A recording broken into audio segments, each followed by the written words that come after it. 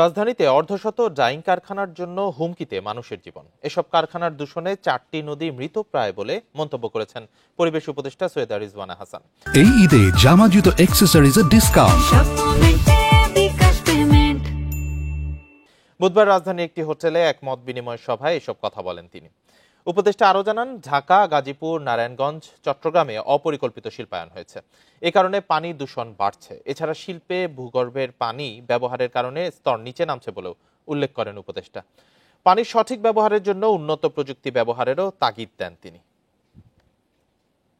42টা dyeing ইন্ডাস্ট্রির জন্য ঢাকা শহরের 1,60,00,000 মানুষের যে নদীটা প্রয়োজন সেটাকে মেরে ফেলতে পারি না। একটা মেকানিজম আমাদেরকে বের করতে হবে। The extremely polluting activities of the dyeing factories in Shampur, they have been doing it for decades and it has to come to an end.